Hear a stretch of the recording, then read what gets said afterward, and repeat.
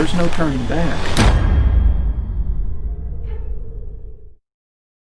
So what exactly are those illusions? Planet of the Humans, directed by Jeff Gibbs and executive produced by Michael Moore, pulls back this curtain of corporate interests controlling the mainstream environmental movement. Specifically, the film says that green technologies like solar and wind, which preserve a way of life, but do not preserve the planet. We are joined now via Skype by producer Ozzie Zahner, Academy Award-winning filmmaker and executive producer Michael Moore, and director Jeff Gibbs. Gentlemen, we're glad to have all three of you. Thank you very much. Thank you. Great to see you guys. Ozzie, let me start with you. First of all, the film's been very controversial. We're going to get to that in a moment. But what was the message that you wanted to send here? Well, you were saying the film is controversial. I think the existing environmental movement is going to be the last to come around to the story in this film. They'll continue to argue that solar cells and wind turbines are going to become more efficient, cheaper, these sorts of things. What they miss is that it doesn't really matter. These are based on technological processes. They require fossil fuels for their construction. It hasn't worked after spending $1 trillion. We're no better off. In fact, we're much worse off than we were when we started this 30 years ago. And just this brief virus period in 1 week has done more than the environmental movement has done in 30 years to reduce consumption. And so that should give us the first hint that we've been on the wrong track and we need to switch. Very interesting. Jeff, I want to go to you as well. I mean, we've seen a letter circulated by Josh Fox, who seems to be one of the chief antagonists of the film. He says, quote, "The film touts blatantly untrue fossil fuel industry talking points, deceitfully misleading its audience on renewable energy, and disparages and attacks important climate leaders." Jeff, what's your response to that? Yeah, thank you. Wow, we went to great pains to show you what was happening actually in the field with solar and wind. And many of our experts are actually people in the solar and wind industry that we went to verify what we were saying. We actually filmed a lot of the interviews at a solar expo. And we don't attack any environmental leaders. We need our environmental leaders. We just are in the wrong story. So most of the film shows you, in their own words, what they're advocating for and what they're doing. So we're the opposite from the fossil fuel industry. We're from our own side asking questions about what we say is going to save the world.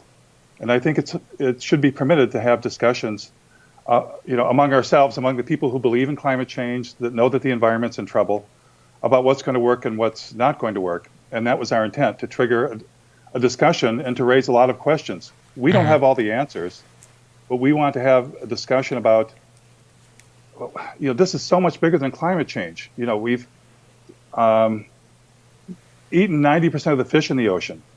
Half of the wildlife have disappeared in the last 40 years, primarily because of expanding logging and agriculture. Fossil fuels is tragic, but there's a lot more to our damaging the planet than just climate change. And so I wanted to spark a holistic discussion about all the things we humans are doing, and about whether these green technologies were even going to solve climate change, let alone all of these other things that are happening around the planet. And I think looking at ourselves as a single species that's got this addiction to growth, my theory is that infinite growth on a finite planet is called suicide, and that's what we have to address. Michael, speak to that piece, the addiction to growth, because, part of why you've been, candidly so influential in my thinking is you've had this capitalist critique that really opened my eyes in a lot of ways. And it seems to me like that's kind of a core piece of this film as well. So just speak to that part. Well, let's just look at our system, our economic system. It requires Wall Street. Let's just put it out there. Wall Street requires that every business grow from year to year. If a business does really well this year, it's not good enough that they do the same thing next year. They have to do more, which means we have to consume more, buy more. We have to make bigger profits. And when we have a system based on profit as opposed to need, the actual, what do we really need? What do each of us really need? And what we've signed up for by agreeing to this economic system that we have in our country is that we're supposed to need more. This has and is killing this planet. And we never stop to say, do we have enough? When is enough enough? Actually, I think the word enough is the dirtiest word in capitalism. Because there's not supposed to be any such thing as enough. But because we are told we need more, and companies are punished by Wall Street if they don't do more and grow more. Growth is really the death of us. And we've been saddened over the years. We started really thinking about this film over a decade ago because we saw that this evil economic system that we have is based on greed, and we saw some of our environmental groups hopping into bed with corporate America, and you've seen this happen over the last decade. How they all gone green. Oh, they all tout the big green thing, and they saw basically that enough of us believed in green because we want to live. We want this planet to live, and so they saw, wow, there's the supply and demand right there. The demand is for green. Let's give them green and let's make a lot of money off it. Certainly. I think the failure of the movement has been to address this serious flaw, which is we are not going to save the planet or ourselves by allowing Wall Street, hedge funds, corporate America to be anywhere near us as we try to fix this. We are in desperate shape. Our environmental leaders told us a decade ago, if we went past 350 parts per million of carbon in the atmosphere, that was it. That's the limit. We were done. We would not be able to reverse it. We wouldn't be able to turn it back. So where are we at today? We're at 410, 420 parts per million of carbon in the atmosphere. We're way beyond over. And unless somebody sounds the warning siren, and that's what we're trying to do with this film, we're never going to make it at this point. And so, as critical as we are of some people in the environmental movement or some organizations, the real point here is that it's only your friends that can tell you when you're messing up, when you're doing wrong. And we are the environmental movement, because we've been involved in it since Jeff and I, since the first Earth Day. Mm-hmm. Sorry to date us here, but we are lifelong environmentalists. And if we can't say to each other, hey, look, we might be on the wrong path here because we're not winning this battle. Everybody knows it. Everybody watching this knows. Are we winning the battle against the climate emergency that we're in the middle of? No. So if we're not winning, why don't we have the discussion about what we need to do? Because it cannot go on any longer. Right. And so, Michael and Jeff, picking up on those points, Ozzy, I want to get you in here, which is that a critique of growth and talking about growth could lead some to surmise that you're saying that we don't need any more growth, or it could even lead to the idea that we need to restrict our populations, our growth in many of these things. Is that something that the film is suggesting? Just help me, Ozzy, think through the implications of the film and its critique of growth as a species and economically. Our basic conception of economic growth is flawed in a big way, and the reason is because actually as we grow, as our human presence grows, there is less natural material available for us to live on. So actually growth means that there is a reduction in natural material per capita worldwide as more and more people consume more and more. What we need is a rethinking of that system, trying to think, how do we come back to a level where everyone can have what they need in order to survive, which people don't have currently, and also be in line with the long-term viability of the planet that we live on. Mm-hmm. And so, Jeff, let's just get you in on that question as well. I mean, it sounds a bit Malthusian, some of what you're suggesting here. Is that an inaccurate characterization? What's your response to that? Absolutely. We never use the word population control. We're not in favor of population control. Mm-hmm. We merely point out, as there was a UN study that came out 1 or 2 years ago, that just points out that the doubling of our human numbers and the quadrupling of our human economy is the prime driver of extinction on this planet. Is the UN favoring, population control? No. Many scientists are pointing out the obvious, but you don't read about that much in the press anymore because it's all only focused on climate change, which again is a terrible, terrible issue. But I think we have enough on this planet and this economy to take care of everyone. And right now we're learning that the 3 times when climate change and fossil fuel use went down, were during this pandemic, the days after 9/11, and during the Great Recession.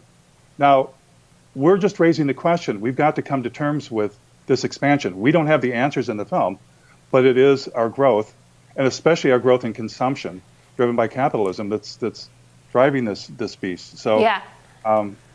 And Michael, let me ask you, because some of the activists who have critiqued the film are people that I like, that I think are acting in good faith, people like Josh Fox, people like Michael Mann. And I think the core of their concern is this idea that if you make the problem so big, if you make it such that, look, we really can't address the problem without sort of fundamentally restructuring everything, then it, in a sense, plays into the hands of the fossil fuel industry, who sort of want people to just throw up their hands and go, the problem's too big, let's just keep doing what we're doing. Is that a valid concern? Is that something that you grapple with? No, it's dangerous, actually. What they want us to do is tone this thing down, tamp it down, so that people don't become too overwhelmed. We can't just change overnight. Well, as Jeff just said, we have changed overnight, haven't we, in the last month? We are able to make serious fundamental changes in the way we live immediately if we think we're going to die. And that has forced the majority of people to say, I will do what needs to be done in order to live right now. This pandemic, this should teach us a lot about where we have failed when it comes to battling the climate emergency that we're in the middle of. Does anybody watching this think that, well, if we just get through this pandemic, that'll be the last of this? There won't be any more pandemics. The Mother Nature is sending us a huge, huge warning. Mother Nature has sent us to our timeout rooms right now. And we're supposed to spend this time thinking about how have we messed things up so bad that in this particular case, this virus leapt from a species that had been abused by humans, and now we are suffering from this. We're the ones in the cages, not the bats in China. We're the ones, I hope, being forced to think about this. And I think what you said, Crystal, is I understand, and let's make this clear. We have huge admiration for all of our fellow environmentalists and people that have worked so hard in the last 5 decades to fix this problem. The problem is it isn't fixed. And all of us, when we don't accomplish what we need to accomplish in our lives, aren't we supposed to be somewhat self-reflective, somewhat self-critical, and say, okay, this doesn't seem to be working. What do we need to do to change this? And I know they don't want people to freak out, so they don't want to tell them the real truths of what is happening. But I have seen this from my own reporting and on my podcast. I've talked a lot about how people are not being told the whole truth from the beginning. And back in the end of February, beginning of March, I started saying what I knew to be true from my sources, that this is a 2-year pandemic. That's the first thing I heard from my source at the NIH. Wow. This is a 2-year pandemic. Nobody wants to hear that. Everybody wants to hear, we're all going outside in June. It's all over. It's not over. It's not anywhere near over. The 6 feet we were told to stay from each other, it's really, if you really talk to scientists who are deeply involved, but they don't know how to message this, it's more like 13 feet. The coronavirus, it can travel farther than what they told us at the beginning. At the beginning, remember, they just said, stay away from people that are coughing and sneezing. Well, that's gone. They've had to change their story a number of times. And I think from the beginning it would have been better just to, people don't want to be kept in the dark. They want transparency. They want the truth. And I think that all of us in the environmental movement need to talk to each other. We hope this film, we wanted to ignite a discussion. That has happened. There's a lot of people in the environmental movement, a lot of our fellow environmentalists that have seriously praised this film. and thank Jeff for having the courage to give us the awful truth that we don't want to hear. We don't have any more time, though, to keep going down roads that aren't taking us to this place where we are climate change, whatever that is you want. It's not really climate change anymore. We're way beyond change. We're in serious trouble. What we've all been doing hasn't worked. Now we need to talk about what will work instead of certain people in the environmental movement or certain organizations that decided to hook up with corporate America, with Wall Street. Let's try to get them to go green. Let's work with them. There's no working with the devil here. And we, the people, hold the power. We need to exercise that power. We need to demand that this issue is on the agenda in this election year, and we need to have candidates acknowledging this and ringing that warning bell loud and clear. Well, and I can tell you one thing we very much believe in the show is that people are adults. They can handle the truth. They deserve the truth. Certainly. And so we would recommend to our audience, you check the film out and decide for yourself. And really quick, Jeff, where can they find the film? Where can they watch it? On YouTube, on Rumble Media, or on our website, planetofthehumans.com. Great. Well, congrats on the film, guys. Thanks, Thank gentlemen. you all so much for joining us. Really interesting interview. Thank you. Appreciate you. Thank you. Guys, thanks for talking to us. And the movie's free, everybody, so please watch it. There you go. There you go. You got no excuses. All right. Next on Rising, Nancy Pelosi says she's open to the idea of a minimum guaranteed income and has thanks MSNBC for their, quote, objective coverage. That was interesting. Our thoughts when Rising continues.